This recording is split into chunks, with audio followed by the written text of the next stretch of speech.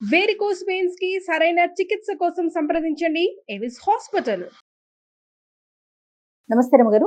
నమస్తే జయ. రమగారు, మనకి మార్గశిర మాసంలోకి వెళ్ళబోతున్నాము. ఇందులోనే ధనుర్మాసం కూడా ఉంది. ఈ మాసం యొక్క విశిష్టత. కార్తీకం వెళ్ళంగానే మార్గశిర శుద్ధ పాడ్యమితోటి మార్గశీర్షం మొదలవుతుంది. పురుషోత్తమ మాసంగా చెప్పబడుతుంది ఇది మార్గశిరం. భగవంతుడైన శ్రీకృష్ణుడు భగవద్గీతలో చెప్పాడు, మాసానం మార్గశీర్షోహం అని. నేను మార్గశీర్షాన్ని మాసాలలో అత్యద్భుతమైన మాసం పురుషోత్తమ మాసం అని చెప్తారు.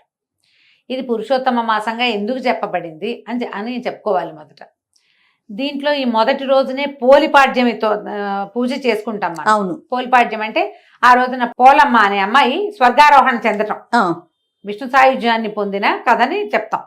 తర్వాత ఒక వారం రోజులు, 6 రోజులు, 10 రోజులు కూడా గడిచాక 15-16 తారీఖుల్లో మనకి ధను సంక్రమణం చెందుతుంది. సాధారణంగా మనకి లెక్కలు, మన నెలలు ఎలా మారుతాయి? చంద్రకళలతోటి నెలలు మారుతాయి. మనకి చాంద్రమానం ప్రకారం సౌరమానం కూడా మనం చేస్తాం ఒకటి, కానీ ఆ సౌరమానం లెక్క ప్రతిరోజు ప్రతి నెల మనకు ఉండదు.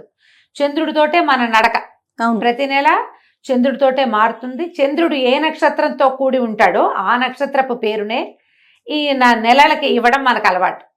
చిత్తా నక్షత్రంతో కలిసినప్పుడు చైత్రము, చైత్రం తర్వాత విశాఖ నక్షత్రంతో కలిసినప్పుడు వైశాఖము, జ్యేష్ఠతో కలిసినప్పుడు జ్యేష్ఠ మాసము. ఇట్లా లైన్. ఓకే. ఈ పూర్వాషాఢ ఉత్తరాషాఢ ఉన్నాయి కదా, పూర్వాషాఢతో కలిసినప్పుడు ఆషాఢ మాసం, తర్వాత శ్రవణంతో కలిసినప్పుడు శ్రావణము.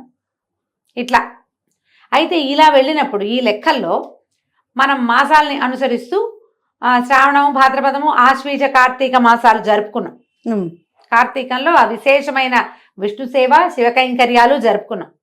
శివ ప్రీత్యర్థమే ఎన్నో దీపాలు పెట్టాం. అవును. ఇక్కడి నుంచి తీవ్రమైన చలి మొదలయ్యే కాలంలోకి వస్తున్నాం మనం. ఇది నా మార్గశిరంతో మొదలవుతుంది.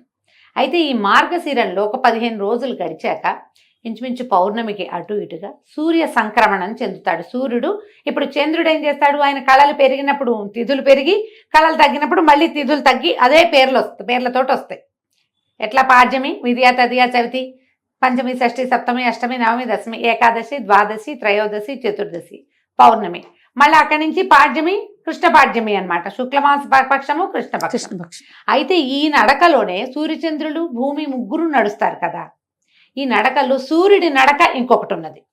సూర్యుడు ఎట్లా నడుస్తాడు? ఈయన చంద్రుడేమో తిథులు మారుతూ ఉంటాడు, ఈయనేమో ఇవి మారుతాడు. మనకి 12 రాసులు, 12 రాసులలోకి ఒక్కొక్క రాశి నుంచి ఒక్కొక్క దాంట్లోకి మారుతూ ఉంటాడు. ఈ సూర్యుడు మారే క్రమాన్ని సంక్రమణం అంటారు. సంక్రాంతి, రవి సంక్రాంతి అని చెప్తారు. ఇది నెల మధ్యలో వస్తుంది. పౌర్ణమికి అటు ఇటుగా డేట్ల ప్రకారం అయితే ఖచ్చితంగా 15-16 తారీఖుల్లో ఉంటుంది. 14, 15, 16 అంతే. ఈ 3 డేట్లలోనే పైకి కిందకి అవుతుంది, కానీ ఇంచుమించుగా 15వ తేదీలాగానే మనకు కనిపిస్తుంది. ఈ సంక్రమణం చెందేటప్పుడు కూడా మనకి ఈ సంక్రమణాలను బట్టే మనకి ధాన్యాలు విత్తనాలు పెట్టుకోవటము, ఆకుమడ్లు పేర్చుకోవటము, తర్వాత వాటిని కొట్టటము, ఇవన్నీ కూడా రవి సంక్రాంతులతోటి ఆ నియామకంలో నడుస్తూ ఉంటాయి. ఓకే. ఈ సంక్రమణం, ప్రతి సంక్రమణము చాలా విశేషమైంది. తులా సంక్రమణంలో ఉన్నప్పుడు కార్తీకం నడుస్తుంది, ఇది నడుస్తూ ఉంటుంది. ఇంకో సంక్రమణం కూడా అయ్యాక ఇప్పుడు ధను సంక్రమణం అంటారు దీన్ని. ధనురాశిలోకి మారతాడు సూర్యుడు. దాని తర్వాత ఏమిటి? దాని తర్వాత వచ్చే సంక్రమణము మకర సంక్రమణం. మనం సంక్రాంతి పండగ చేసుకుంటాం. ప్రతి సంక్రాంతి, ప్రతి రవి సంక్రాంతి కూడా పర్వదినమే. ఈ పర్వదినాల్లో ఏం చేస్తారు? అందరూ చెయ్యరు వాటిని, కానీ సంక్రాంతుల్లో పెద్దలకి మనం నీరు వదలటం అనేది, తర్పణాలు విడవటం అనేది ఒక పురాతనమైన పద్ధతి. ఇప్పుడు మనం ఏం చేస్తాము? ఏవో తద్దినాలని వాళ్ళ తిథి వచ్చిన రోజున, తర్వాత ఏమో సంక్రాంతి నాడు పెద్దలకు పెట్టుకుంటామని సంక్రాంతి నాడు పెడతారు, మహాలయ పక్షంలో పెడతారు, మహాలయ అమావాస్యకి తద్దినం పెడతారు, లేదా తర్పణాలు విడుస్తారు, ఇంతే చేస్తారు. సంక్రమణాల్లో తర్పణం విడవటం అనేది ఒక విశేషమైన క్రియగా, పురాతనమైన పద్ధతిగా చెప్తారు. ఈ మొత్తం 12 సంక్రాంతుల్లో అత్యంత విశిష్టమైనది మకర సంక్రాంతి. ఎందుకంటే మనకు అప్పటికి సూర్యుడు నడక మార్చుకునే లక్షణం కూడా వస్తుంది అప్పటికి. ఓకే.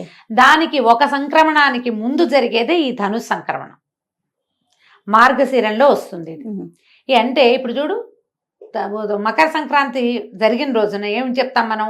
ఉత్తరాయణ పుణ్యకాలం వస్తుంది. అవును. దేవతలు లేస్తారు, మెలకు వస్తుంది వాళ్ళకి.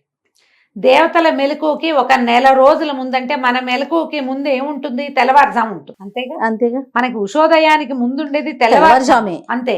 ఇప్పుడు కూడా ఈ మకర సంక్రమణం దేవతల తెల్లవారైతే తెల్లవారు యొక్క జామ్ ఏది, దాని ముందు భాగం ఈ ధను సంక్రమణం. ఆ, అందుకని ధను సంక్రమణాన్ని కూడా చాలా విశేషంగా జరుపుకునే పద్ధతి తెలుగునాట బాగా కనపడుతుంది. సౌత్ ఇండియాలో అంతా కూడా చేస్తారు, కనపడుతుంది బాగా.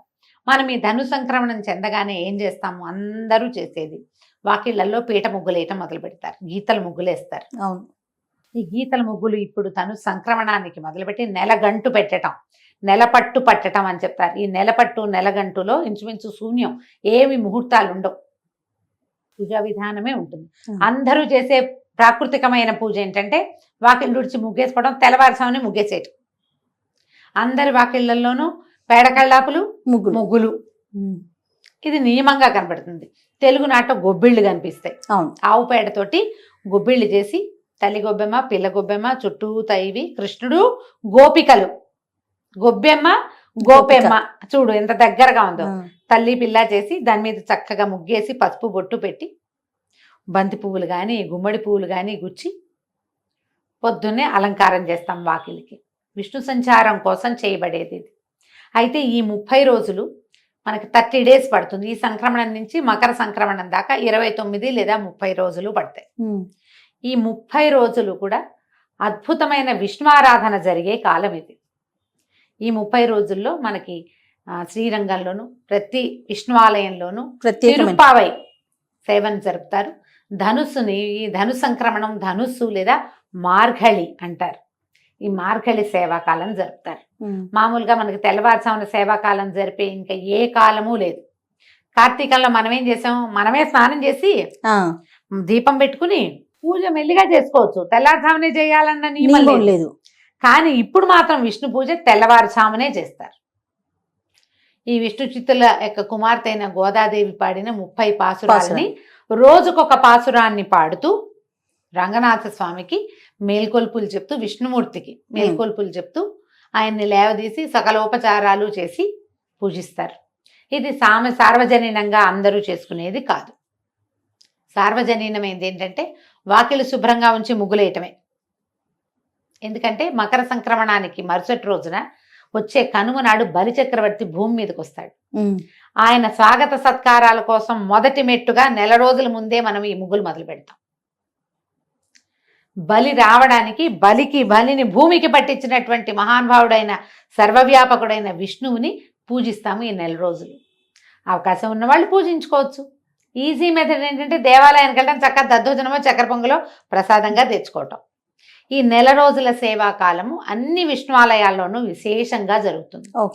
శ్రీ వైష్ణవుల ఇళ్లలో కూడా చేసుకుంటారు. వైష్ణవ మఠాలు పీఠాలు అన్ని చోట్ల కూడా విష్ణువారాధన క్రమం సాగుతుంది. పాసురాలు చెప్పుకుంటారు. ఈ గోదాదేవి కథ విశేషంగా మనం వింటాం. ఈ నెల రోజుల్లో తిరుమలలో కూడా స్వామివారికి సుప్రభాత సేవలో సుప్రభాతం బదులు తిరుప్పావైనే వినిపిస్తారు. తిరుప్పావైతోటే స్వామిని నిద్రలేపుతారు. అది విశేషంగా కనపడుతుంది. మనం ఇవన్నీ ఏం చేయలేం. తిరుప్పావై ద్రవిడ భాషలో ఉంటుంది, మనకి రాదు, అర్థం కాదు. పొద్దున లేచి వాకిట్లో ముగ్గేసుకోగలం కదా, అంతేగా. ఆ వాకిట్లో ముగ్గేయడానికి మీరు స్నానం చేయక్కర్లా, స్నానం చెప్పలా. సాధారణ జీవులకి స్నానం చెప్పలేదు. వాకిలుడిచి చక్కగా ముగ్గేసి కళ్ళాపు జల్లి ముగ్గేసి తర్వాత మీరు స్నానం సంధ్య తెమిల్చుకోవచ్చు, ఏం తప్పలేదు. ముగ్గేయటానికి కూడా స్నానం చేయాలని నాకు తెలియదు జయ. అదేలేండి, నాకు తెలియదు. ముగ్గేయటానికి కూడా వాకిళ్ళు తుడటానికి కూడా గొబ్బిళ్ళు పెట్టడానికి, మేమైతే గొబ్బిళ్ళు పెట్టడానికి ముందు స్నానం చేసేవాళ్ళం కాదు. ఊళ్ళల్లో ఎవరైనా స్నానం చేసి గొబ్బిళ్ళు పెడతారని నేనైతే వినలేదు, నాకు తెలియదు. మీరు ఎవరైనా అలాంటి విధానం ఉంటే అమ్మా ఖచ్చితంగా పాటించండి. జోహార్లు మీ ఓపిక మీ పద్ధతులకి. నాకు తెలీదు, మేము అలా చేయలేదు. ఎన్నేళ్ళో పెట్టాను జయ గొబ్బిళ్ళు నేను. మాకు అవకాశం ఉంది, పల్లెటూరు కదా, గొడ్లు ఉన్నాయి, ఆవులు ఉన్నాయి మాకు. చక్క పాలేళ్ళు ఆవు పెడ తీసి పెట్టేవాళ్ళు, పొద్దున్నే లేచేసేవాళ్ళు.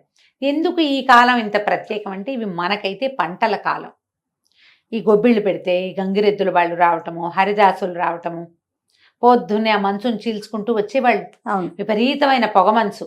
తెల్లవారు డిసెంబర్ అనేసరికల్లా ఇంకేముంది, పొగ మంచే కదా. ఆ మంచులో ఆ చల్లదనానికి ఈ పని చేయటం మంచిది ఆరోగ్యానికి. బహుశా స్త్రీ ఆరోగ్యానికి మంచిదని ఇవి పెట్టారేమో అనుకుంటా నేనైతే. దాన ప్రక్రియ విశేషంగా చేస్తారు. ఈ ఒడ్లు బియ్యము ఇల్లు చేరుతాయి. అందరికీ ఒడ్లు, మన వైపు అంతా వరే కదా, అవునవును. ఇల్లు చేరేసరికి అలా వచ్చిన వాళ్ళందరికీ తలా ఒక దోసెడు గుప్పెడు చొప్పున బియ్యమో ఒడ్లో ఇచ్చేవాళ్ళం. గుమ్మడికాయలు కాసేవి గుమ్మళ్ళు ఇచ్చేవాళ్ళు బాగా. ఈ కాలం అంతా కూడా దాన ప్రక్రియకి చాలా మంచిది. మీరు ఆహార ధాన్యాలు ఏవైనా సరే, ఇప్పుడున్న కాలాన్ని బట్టి సిరిధాన్యాలు కూడా ఆహార ధాన్యం కిందే లెక్క కదా మనకి, అవైనా సరే దానం చేయండి. విశేషించి గుమ్మడి పళ్ళు అవి కూడా చాలా మంచివి. తర్వాత ముందుకి పళ్ళు దానం చేయటం, ఖర్జూర పళ్ళు, రేగు పళ్ళు అలాంటివి దానం చేయటం చాలా మంచిది. ఇవన్నీ ఆరోగ్యానికి మంచిది, ఇహపరాలకి ఉపయోగపడేవేనమ్మా మన పండుగలన్నీ. అయితే ఈ పర్వదినాలుగా చెప్పబడేటువంటి ఈ ధను సంక్రమణ దినాలన్నీ కూడా కుదిరితే ఏదైనా ఒక విష్ణువాలయాన్ని దర్శనం చేయండి. ఏ శ్రీరంగమో రంగనాథ స్వామిని చూడగలిగే అవకాశం లభిస్తే మహతరం జన్మ ధన్యం అయిపోయినట్టే. అవకాశం కుదిరితే అన్ని చోట్ల జనం బాగా పుష్కలంగా ఉంటారు. ధనుర్మాసంలోనే మనకి గీతా జయంతి అవన్నీ వస్తాయి. అవును, గీతా జయంతి కొంచెం ముందే ఏకాదశికే వచ్చేస్తుంది, మార్గశిర మాసంలో వస్తుంది. అయితే ఇప్పుడు ధను సంక్రమణ మనకి మార్గశిరంలో వస్తుంది. మార్గశిరంలో ఇంకా విశేషంగా చేయవలసినవి ఏంటంటే ఈ పాడ్యం చేసాం, పోలి పాడ్యమి, సుబ్బారాయ షష్ఠి ఒకటి చేసుకుంటాం. అవును. ఎవరైతే నాగుల చవితి నాడు పాలు పోయలేదో వాళ్ళు సుబ్బారాయ షష్ఠికి పాలు పోసుకోవచ్చు. సంతానం లేని వాళ్ళు, సంతాన కోసం ప్రయత్నం చేస్తున్న వాళ్ళు కూడా ఈ సుబ్బరాయ షష్ఠి నాడు సుబ్రహ్మణ్యుడిని తలుచుకుని షష్ఠి పూజా విధానాన్ని ఏదైనా మొదలు పెట్టుకోవచ్చు. షష్ఠి నాడు ఎక్కడైనా మల్లి దేవసేన సమేత సుబ్రహ్మణ్యేశ్వర స్వామి ఉంటే వారిని దర్శనం చేసుకోండి. సుబ్రహ్మణ్య అష్టకం చదువుకోండి. సుబ్రహ్మణ్య భుజంగ ప్రయాతం అని ఒక స్తోత్రం దొరుకుతుంది, అలాంటివి ఏమైనా చేసుకోవచ్చు. ఓకే. షష్ఠి తర్వాత ఇంకా ముందుకెళ్తే గీతా జయంతి వస్తుంది, తర్వాత ధనుర్మాసం వస్తుంది. ఇలా మనం మార్గశిర మాసాన్ని ముందుకు తీసుకెళ్తాము. మీ అవకాశాన్ని బట్టి ఎంత చేయగలిగితే అంత చేసుకోవటమే. తప్పకుండా రమ్మగారు. నమస్తే. నమస్తే జయ.